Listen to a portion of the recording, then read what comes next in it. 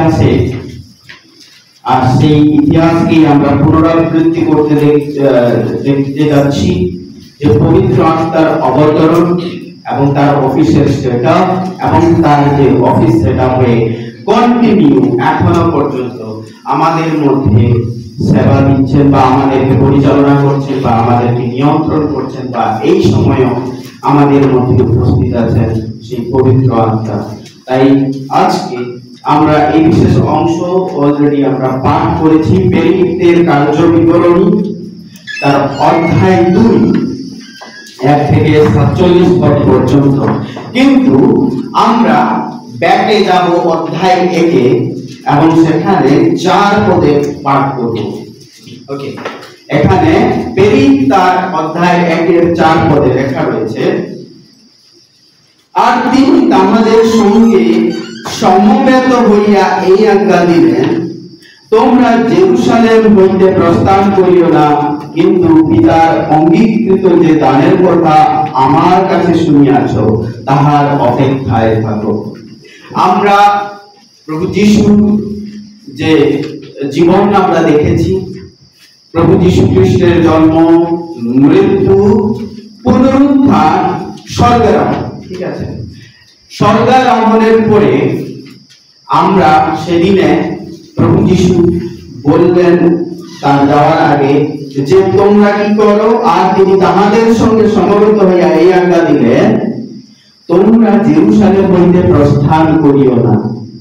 ওকে আমার শিষ্যেরা, তোমরা জেরুসালেম থেকে প্রস্থান করিও না, কিন্তু পিতার অঙ্গীকৃত যে দানের কথা আমার কাছে শুনিয়াছ তাহার অপেক্ষায় থাকো। পিতা যে অঙ্গীকার করেছেন, যে প্রতিজ্ঞা করেছেন, সেই প্রতিজ্ঞা বা অঙ্গীকার যে দান তোমাদেরকে দেবেন, আর সেই দানের জন্য অপেক্ষা করা। আর এই দানটা কি আমরা যদি দেখি যোবন তার 14 অধ্যায়ের 26 পদে এখানে লেখা রয়েছে, কিন্তু সেই সহায় পবিত্র আত্মা, কিন্তু সেই সহায় পবিত্র আত্মা যাহাকে পিতা আমার নামে পাঠাইয়া দিবেন, তিনি সকল বিষয়ে তোমাদিগকে শিক্ষা দিবেন এবং আমি তোমাদিগকে যাহা যাহা বলিয়াছি সে সকল স্মরণ করাইয়া দিবেন। অর্থাৎ এই সেই সহায় পবিত্র আত্মা, ইনি পিতার কর্তৃক অঙ্গীকৃত দান। তাই এর জন্য তোমাদেরকে অপেক্ষা করতে হবে। আমরা একটু ব্যাকে হিস্ট্রিতে যাব। ইতিহাসে আমরা ইসরায়েলের বিষয়ে একটু জানবো। এখানে আসার আগে আমরা ইসরায়েলের বিষয়ে একটু জানবো, এই 50তম দিনের বিষয়ের কথা। আমরা জানি ইসরায়েলরা তারা বন্দী দশায় ছিলেন কোথায়, না মিশরের মধ্যে, তাই তো। এবং মিশর থেকে তারা বেরিয়ে এসেছিল মসির নেতৃত্বে। এবং আমরা যদি দেখি যাত্রা পুস্তক তার 19 অধ্যায়ে, সেখানে আমরা দেখতে পাই কিছু কথা। আর সেখানে যখন তারা বেরিয়ে এলো, আর তারপরে 3য় মাসের প্রথম দিনে, যাত্রা পুস্তক তার 19 অধ্যায়ে আমরা একটু পাঠ করে নেব। যাত্রা পুস্তক তার 19 অধ্যায়ে 1 পদ, মিশর দেশ হইতে ইসরায়েল সন্তানদের বাহির হইবার পর 3য় মাসে প্রথম দিনে তারা সিনয় প্রান্তরে উপস্থিত হইল। আমরা এখানে দেখতে পাবো যে ইসরায়েল জাতিকে মোশে যখন মিশর দেশের সেই বন্দী দশা থেকে বের করে এনেছিলেন, আর 3য় মাসের প্রথম দিনে এখানে সিনয় প্রান্তরে তারা এসে উপস্থিত হয়েছিল।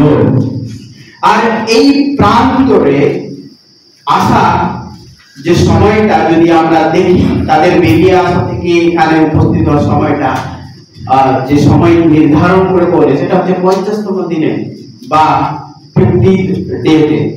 আর এখানে ঈশ্বর তিনি কথা বলছেন মোশির সঙ্গে, আর মোশিকে কিছু বলছেন। আমরা যদি দেখি 10 পদে, তখন সদাপ্রভু মোশিকে কহিলেন, যাত্রা পুস্তক 19 অধ্যায় 10 পদে, তখন সদাপ্রভু মোশিকে কহিলেন, তুমি লোকদের নিকটে গিয়া অর্ধ ও কর্ণ তাহাদিগকে পবিত্র করো এবং তাহারা আপন আপন বস্ত্র ধৌত করুক, আর তৃতীয় দিনের জন্য সকলে প্রস্তুত হোক, কেননা তৃতীয় দিনে সদাপ্রভু সকল লোকের সাক্ষাতে সিনয় পর্বতের উপরে নামিয়া আসিবেন।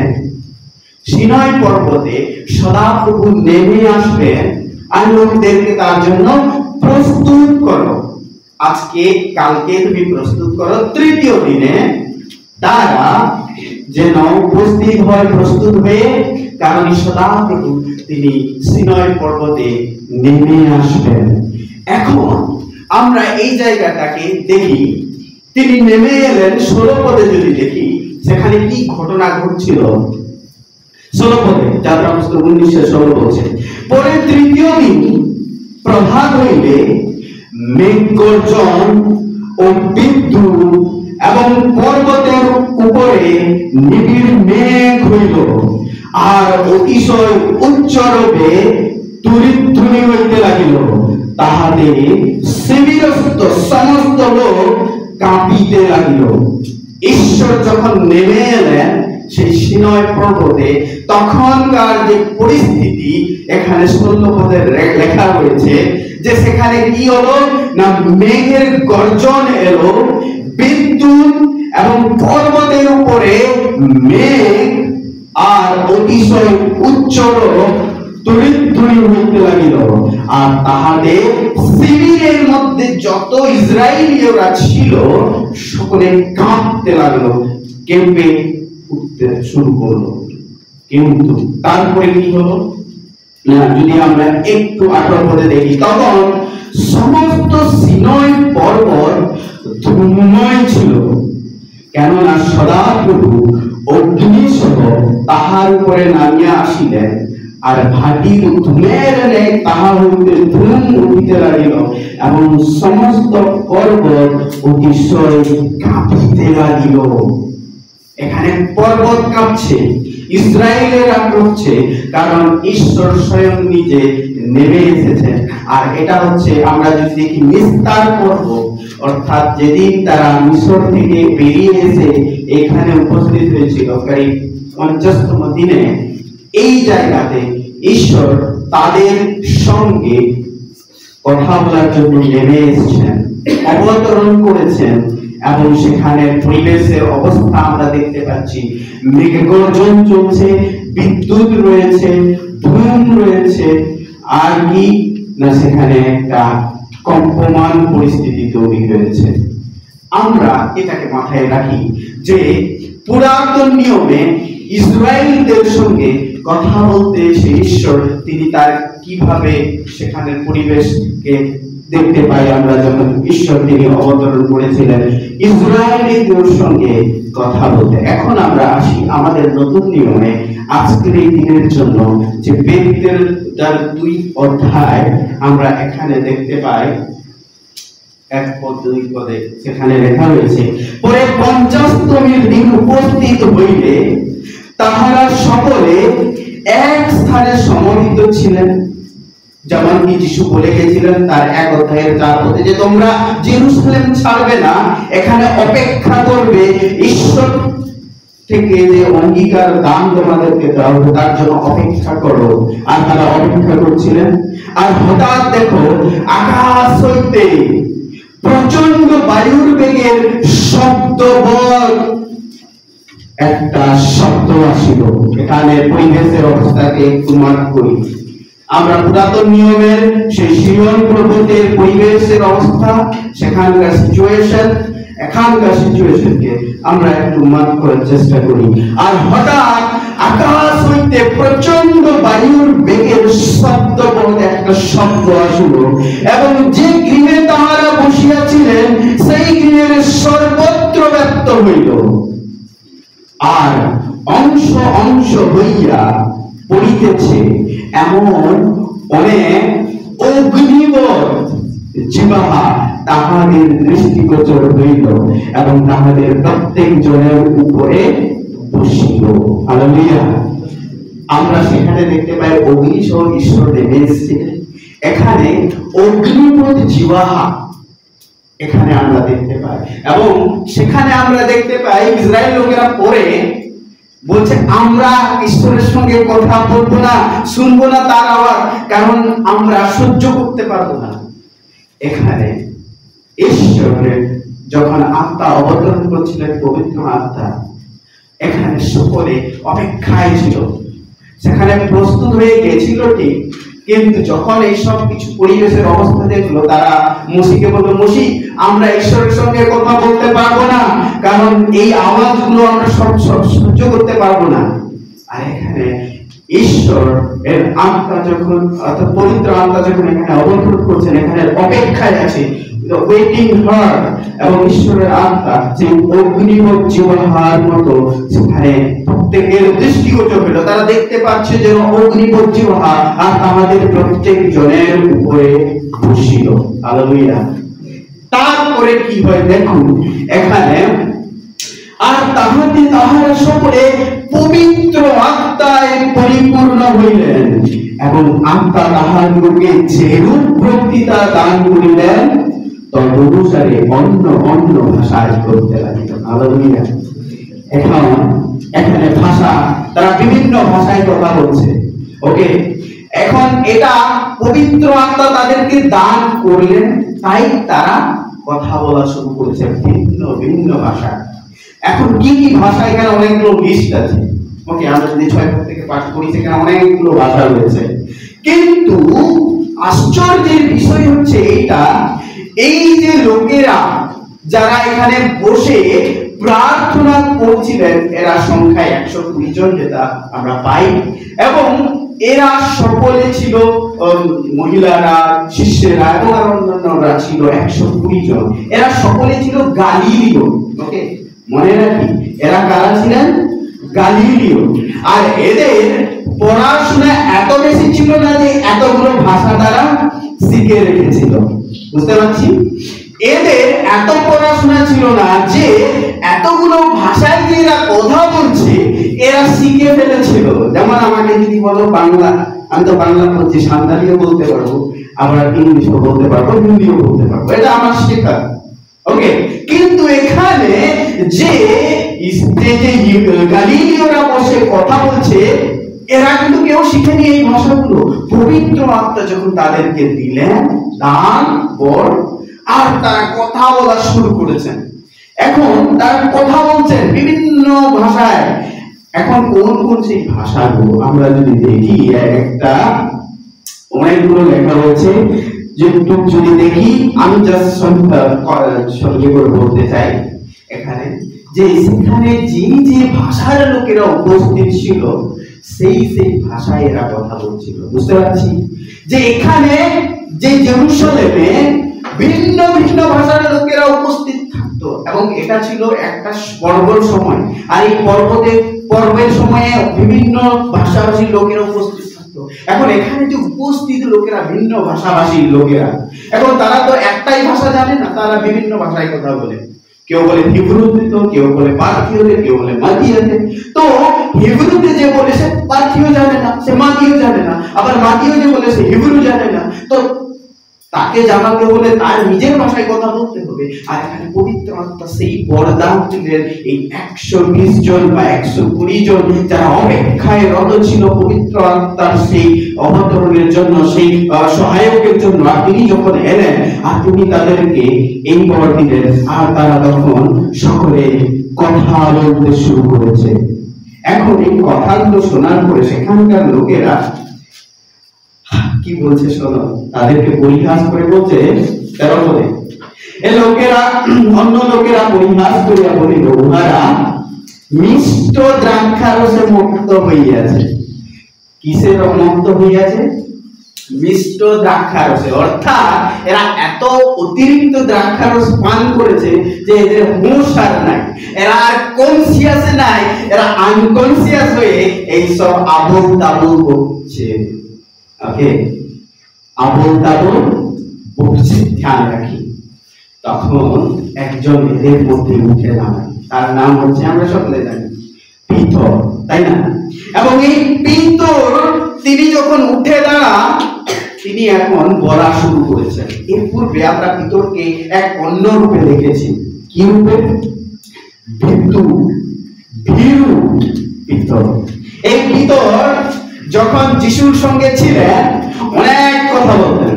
যিশু, আমি তোমাকে কখনো ছেড়ে দেব না। যিশু, তোমাকে যদি মারতেও কেউ আসে আমি তার আগে মরে যাব, কিন্তু আমি তোমাকে ছেড়ে যাব না।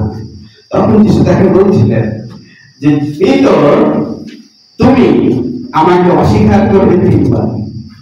আর সেইটুকুই ঘটেছিল। তারপরেও যিশু যখন পুনরুত্থিত হয়ে ওঠে, তারপরে যখন মারা যান, পুনরুত্থিত হয়ে উঠছেন, কিন্তু তিনি বিশ্বাস করছেন না। তিনি চলে যাচ্ছেন তার পুরনো কাজে, আর সেটা হচ্ছে মাছ ধরার কাজে।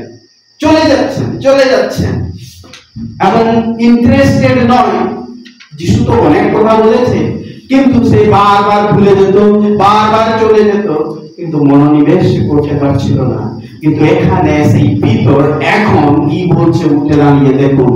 সে এখন বক্তৃতা দিচ্ছে এবং একটা বৃহৎ লম্বা বক্তৃতা আমরা যদি দেখি, তার এই 15 পদ থেকে বা 14 পদের ভাব থেকে, সেখান থেকে আমরা 36 পদে, এবং তার এই বক্তৃতার বা এই পবিত্র আত্মা তাকে যে সাহস দিয়েছিল, যে বক্তৃতার একটা ভাষা তৎসঙ্গে একটা সাহস, যে ভয়েতে পালিয়ে যেত, সেই সাহসে তার রেজাল্ট কি হয়েছে এখানে আমরা যদি দেখি 37 পদে। 3 সহস্র লোক তারা অঙ্গীকার করে এবং প্রভুতে তারা বাপ্তিস্ম নিয়ে তারা মণ্ডলীতে যুক্ত হয়। হালেলুয়া! এটা 1-2 নাম্বার নয়, 3,000। এটাও আমরা যদি দেখি, শুধু হয়তো পুরুষদের সংখ্যা, মহিলাদের আবার সংখ্যা নাই। তো আমরা এইভাবে দেখি যে পবিত্র আত্মা যখন তিনি অবতরণ করলেন আর তার শিষ্যদের মধ্যে ছড়িয়ে গেল, আর যে দান দিল, সেই আত্মার দানের জোরে ভিতর তিনি বক্তৃতার মাধ্যমে প্রথমেই 3,000 লোকেদেরকে মণ্ডলীভুক্ত বা মণ্ডলীতে যুক্ত করতে সমর্থ হয়েছিলেন। তাই এই পবিত্র আত্মা, বা আমরা বলি পবিত্র আত্মা হচ্ছেন আমাদের ত্রিয়াত্মক ঈশ্বরের একজন পার্সন। আমরা পবিত্র আত্মার বিষয়ে অনেক রকমের ভুল ধারণা রাখি। সেটা হচ্ছে এরকম যে পবিত্র আত্মা হচ্ছেন একটা পাওয়ার বা ফোর্স বা শক্তি মাত্র। তিনি যখন আসবেন, যেমন ভিতরের মধ্যে সাহস দিয়েছিলেন, তেমনি শুধু সাহস দেন। এবার পবিত্র আত্মা যদি সত্যিকারের সাহসের শক্তি হয়, তাহলে আমরা তাকে শুধু সাহস হিসেবেই দেখব। আবার পবিত্র আত্মাকে আমরা বলি যারা অন্য ভাষায় কথা বলে। সেই ভাষায় যারা কথা বলে তাদের মধ্যেই পবিত্র আত্মা রয়েছে, আর কারোর মধ্যে নাই। এই ধারণাটা রাখাও ভুল। কারণ পবিত্র আত্মা শুধু সাহস দেয় এমন নয় যে ফোর্স বা শক্তি একটা শুধু। আবার পবিত্র আত্মা এলে যে শুধুই অন্য ভাষায় কথা বলতে সাহায্য করে এমনটাও নয়। কেননা পবিত্র আত্মা স্বয়ং ঈশ্বর। পবিত্র আত্মা স্বয়ং ঈশ্বর, ত্রিয়াত্মক ঈশ্বরের একজন। তাই ট্রায়ান গড আমরা যে বলি বা ত্রিয়াত্মক ঈশ্বর বলি, তিনি হচ্ছেন সেই ঈশ্বর বা পবিত্র আত্মার ঈশ্বর আমরা যাকে বলি। তো তিনি এখন এলেন এবং তিনি আসার পূর্বে প্রভু যীশু খ্রিস্ট আমাদেরকে যোহন 14:26 করে বলেছিলেন কি না, পিতা এক সহায়ক পাঠাবেন। ওকে, আমরা এখানে পাঠ করেছি অলরেডি যোহন 14:26 পদে। কিন্তু সেই সহায়ক পবিত্র আত্মা যাহাকে পিতা আমার নামে পাঠাইয়া দিবেন, তিনি সকল বিষয়ে তোমাদিগকে শিক্ষা দিবেন এবং আমি তোমাদিগকে যাহা যাহা বলিয়াছি সেই সকল স্মরণ করাইয়া দিব। নতুন কোনো টিচিংস নেই, কিন্তু তোমাদেরকে স্মরণ করিয়ে দিবেন। আমি যা কিছু বলেছি সেগুলোই তোমাকে স্মরণ করিয়ে দিবে। আর এখানে তাই আমরা দেখতে পাই পিতর সেম টু সেম বক্তৃতায় তিনি বলতেন, এবং এখানে লোকেরা তারা 3,000 লোক এখানে মণ্ডলী অন্তর্ভুক্ত। এখানে আমরা একটা জিনিস চিন্তা করি পবিত্র আত্মা তিনি যে বরদান দিলেন এই 120 জনকে, এবং তারা ভিন্ন ভিন্ন ভাষায় কথা বলা শুরু করলো। আসলে এই ভিন্ন ভিন্ন ভাষা কেই বা দিয়েছিল? আমরা শুরুতে যখন দেখি সৃষ্টিতে আদম এবং হওয়া যে ভাষায় কথা বলতো, নিশ্চয়ই সেখানে 2-3টা ভাষা ছিল, তাই না? কয়টা ভাষা ছিল? একটাই ভাষা ছিল। কিন্তু আমরা বাতিলের ভেদ দেখতে পাই, তাই না? এখন আমরা যদি একটু ফিরে যাই আদি পুস্তক তার 11 অধ্যায়ের 9 পদে, সেখানে আমরা দেখতে পাই 11 অধ্যায়ের 9 পদে, আদি পুস্তক তার 11 অধ্যায় 9 পদে লেখা রয়েছে, এই জন্য সেই নগরের নাম বাবিল ভেদ থাকিল, কেননা সেই স্থানে সদাপ্রভু সমস্ত পৃথিবী ভাষার ভেদ জন্মাইয়াছিলেন, এবং তথা হইতে সদাপ্রভু তাহাদিগকে সমস্ত ভূমণ্ডলে ছিন্ন ভিন্ন করিয়াছিলেন। আমরা সেখানে দেখতে পাই ঈশ্বর তিনি তার একটা মহৎ উদ্দেশ্যকে পূর্ণতা দেওয়ার জন্য ভাষার ভেদ করেছিলেন। এখন তিনি মানুষকে প্রভুর প্রতি আনার জন্য তিনি আবার সেই ভাষার সংযোগ দিচ্ছেন নতুন নিয়মে পবিত্র আত্মার মাধ্যমে। এখন আমরা এখানেও পবিত্র আত্মাকে দেখতে পাবো। 7 পদে যদি আমরা পাঠ করি, 11 অধ্যায়ের 7 পদে, আইসো আমরা নিচে গিয়া সেই স্থানে তাহাদের ভাষার ভেদ জন্মায়, যেন তাহারা একজন অন্যের ভাষা বুঝতে না পারে। আমরা আদি পুস্তক তার 11 অধ্যায় 7 পদে পাঠ করছি, আইসো আমরা। এখানে আমরা কেন? ঈশ্বর যদি এক হন তাহলে আমরা কেন, তাই না? তাহলে বলতো আমি, কিন্তু এখানে দেখুন লেখা রয়েছে আইসো আমরা নিচে গিয়া সেই স্থানে তাহাদের ভাষার ভেদ জন্মায়, যেন তাহার একজন অন্যের ভাষা বুঝিতে না পারে। অর্থাৎ এখানে ত্রিত্ব ঈশ্বর তিনি ভাষার ভেদ জন্মাচ্ছেন, এবং সেখানে পবিত্র আত্মা উপস্থিত ছিলেন। পুরাতন নিয়মে আমরা দেখতে পাই 11 অধ্যায়ের 7 পদে এবং 9 পদে সেখানে ঈশ্বর তাদের ভাষার ভেদ জন্মায়। আর আমরা এখানে নতুন নিয়মে দেখতে পাই পেরিকের কার্য বিবরণীতে যে পবিত্র আত্মা তিনি নেমে আসছেন, এবং তিনি কি করছেন না তাদেরকে সেই ভাষা দিচ্ছেন যে ভাষায় তাদের ভেদে সৃষ্টি হয়েছিল, সেই ভাষা দিয়ে তাদেরকে পুনর্বার তাদেরকে একত্রিত করার একটা সুযোগ ঈশ্বর দিচ্ছেন পবিত্র আত্মা তার কার্যের মধ্যে দিয়ে। এখানে আমরা তাই দেখতে পাই যে ঈশ্বর তিনি তার সমস্ত ইচ্ছাকে সম্পূর্ণতা দেওয়ার জন্য তিনি কার্য করছেন। প্রথমে তিনি বাবিলের মধ্যে মানুষজনকে ছড়িয়ে দেওয়ার জন্য তাদের ভেদ ঘটালেন। একচুয়ালি তারা একটা জায়গায় ছিল, ঈশ্বরের ইচ্ছা ছিল যেন তারা পৃথিবীকে পরিপূর্ণ করে, কিন্তু তারা একটা জায়গায় থেকে সিনিয়র দেশে তারা একটা বেশ লম্বা উঁচু টাওয়ারকে তৈরি করছিল, যেন তারা না ছড়িয়ে যায় কোথাও, যেন না হারিয়ে যায়। তারা যেতে চাইছে না যে আমি এখানেই বসে থাকবো, আমি এখানেই থাকবো, আমি এখান থেকে কোথাও বেরাবো না, আমি এখান থেকে কোথাও যাবো না। কিন্তু ঈশ্বরের ইচ্ছা কি? ঈশ্বরের সৃষ্টির উদ্দেশ্য কি? আমাদের কি? ফিল দ্য আর্থ, এই পৃথিবীকে পরিপূর্ণ করো। কিন্তু আমরা দেখতে পাই তারা একটা জায়গায় থাকা হেতু ঈশ্বর তাদের মধ্যে ভাষার ভেদ জন্মায়। আর তখন তারা নিজেরাই ভেদে এত ছিন্ন ভিন্ন হয়ে গেল, তারা সর্বত্র ছড়িয়ে পড়লো।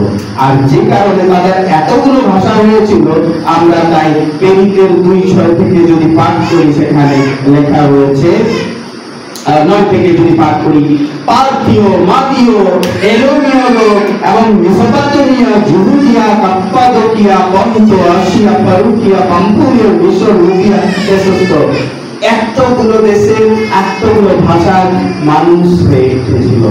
এবং তারা এই সময়টা সকলে সেই জেরুসালেমের মধ্যে উপস্থিত ছিল। আর ঈশ্বর সেই সুযোগ নিয়ে নেন। সেই সুযোগ যেমন তিনি পুরাতন নিয়মের 50তম দিনে অবতরণ করেছিলেন ইসরায়েলের মধ্যে, এবং যে রূপে যে কন্ডিশন, সেই পরিবেশের পরিস্থিতি ছিল, সেই পরিস্থিতি আমরা দ্বিতীয়বার হতে দেখি নতুন নিয়মে প্রেরিতের এখানেও তদ্রূপ তিনি পুনরায় অবতরণ করলেন, এবং অবতরণ করে তিনি ভাষা একটা যোগ সম্বন্ধ সৃষ্টি করলেন।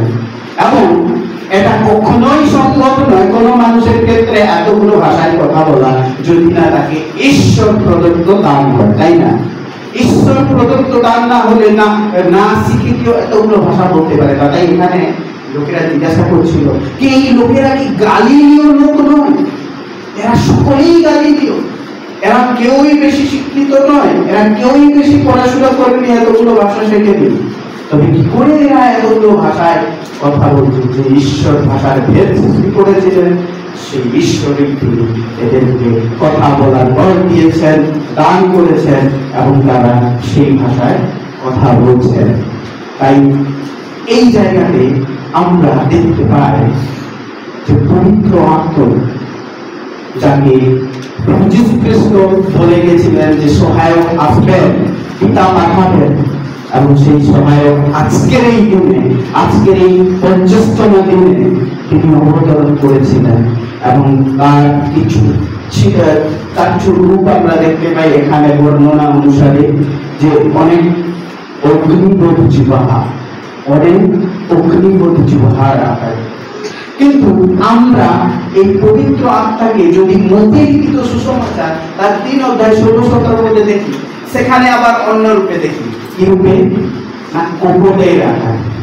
যখন প্রভু যীশু খ্রিস্ট বাপ্তিস্ম নিয়ে উঠলেন এবং সেখানে কপটের ন্যায় পবিত্র আত্মা অবতরণ করলেন প্রভু যীশুর উপর, এবং স্বর্গ থেকে একটা বাণী হলো, তাই না?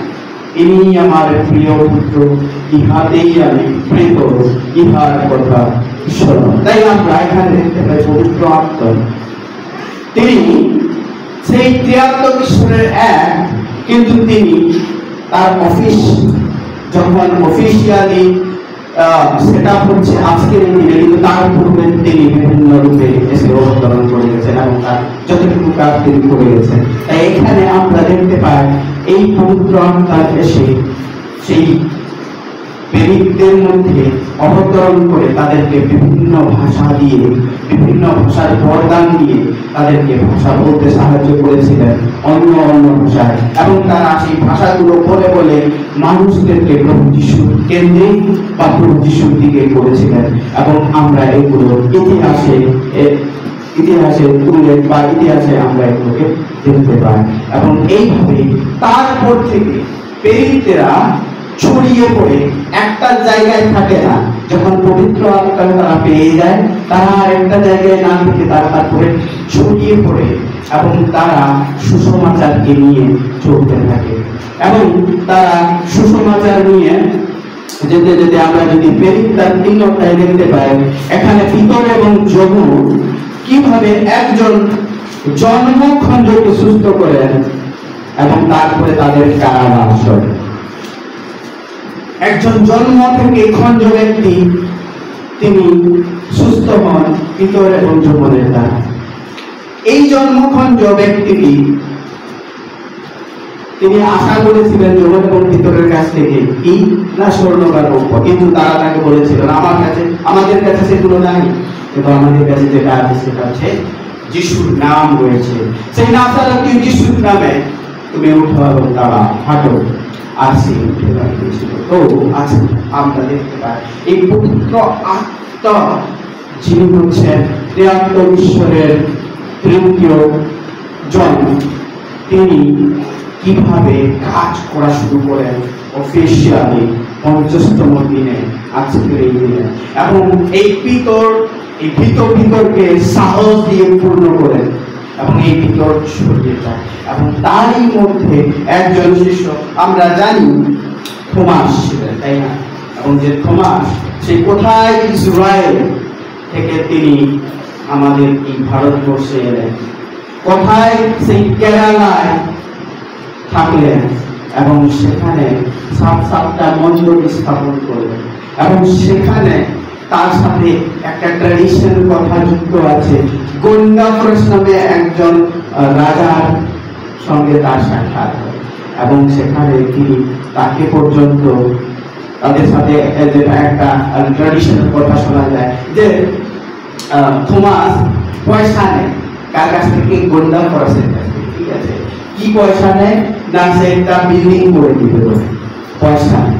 কিন্তু সে থমাস পয়সাগুলো নিয়ে বিল্ডিং আর করেন, সেইগুলোকে বিতরণ করে শেষ করে দিয়েছে, খাইয়ে দাইয়ে সব শেষ করে দিয়েছে। এখন রাজা এসে খোঁজ নিচ্ছে যে থমাস আমার বিল্ডিং এর কি হলো?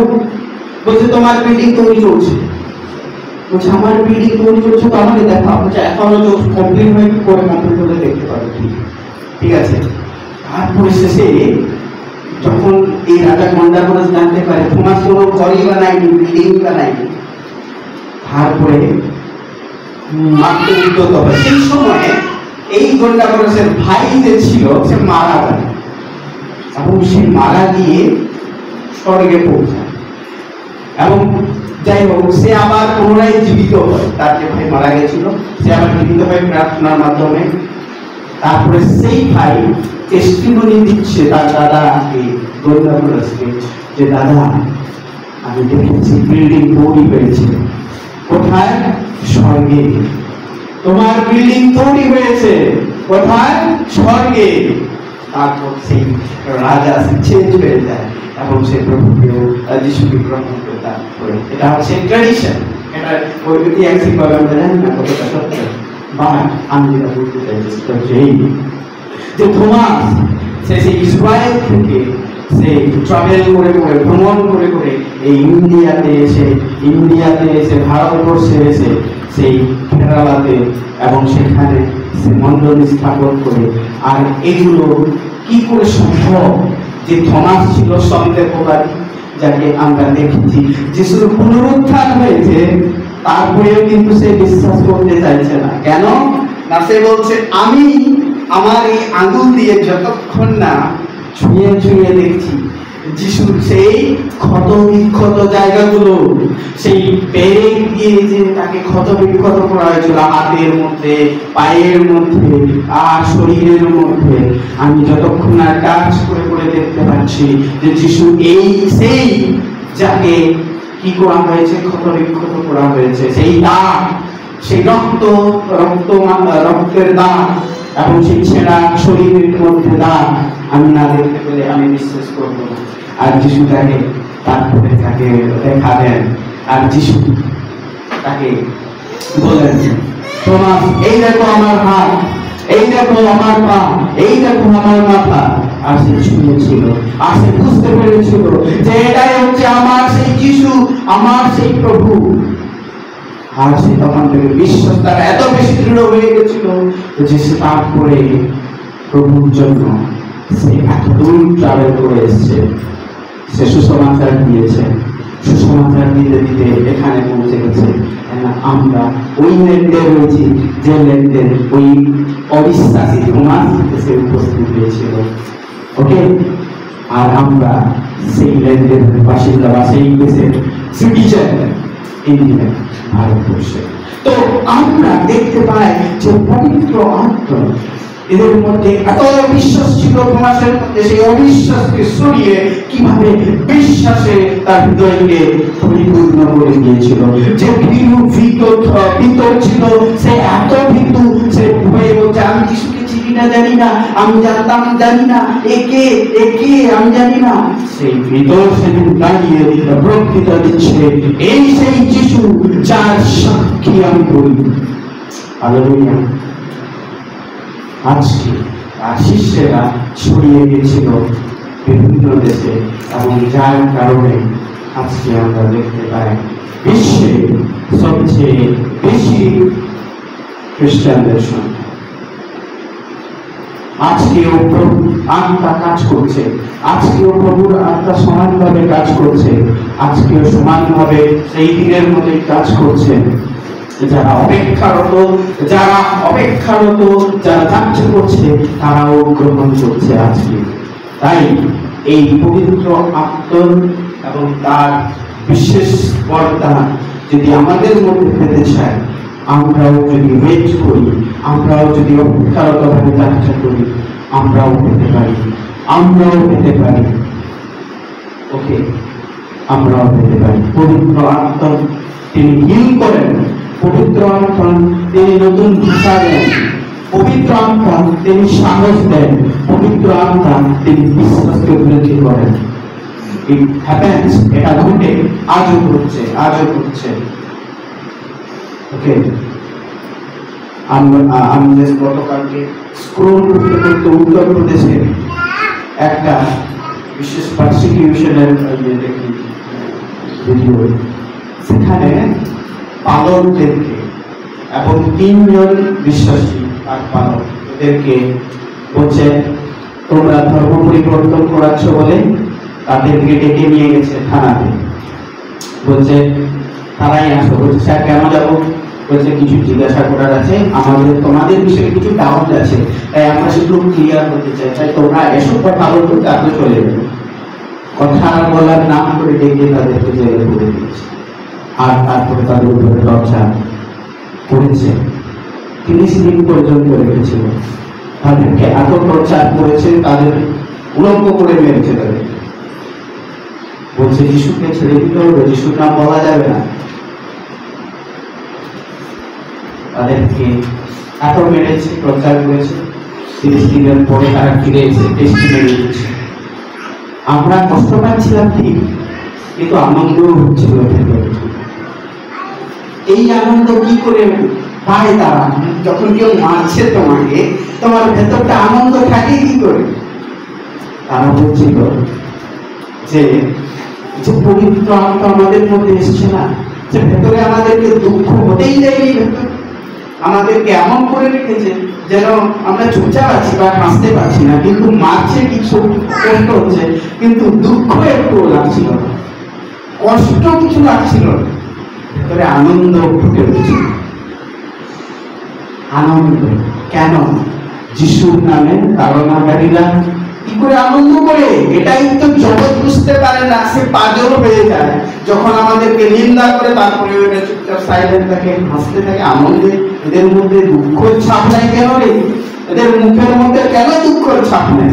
জগৎ চায় আমাদেরকে মারার পরে দুঃখের ছাপ দেখতে, আমাদের মুখে মুখ শুকনা, মুখ চোখের জল বেরা, এটা দেখতে চায়। আর সেটা নিয়ে তো আনন্দ করতে চায় না জগৎ। অ্যাকচুয়ালি জগৎরা শয়তান এটাই দেখতে চায়, যেন আমরা কাঁদি, আমরা গিড়গিড়ায় ক্ষমা চাই। হ্যাঁ হ্যাঁ হ্যাঁ, ভুল হয়েছে বলে বলি, কিন্তু এটা যদি করি আমরা শয়তান জয়ী করে ফেলি।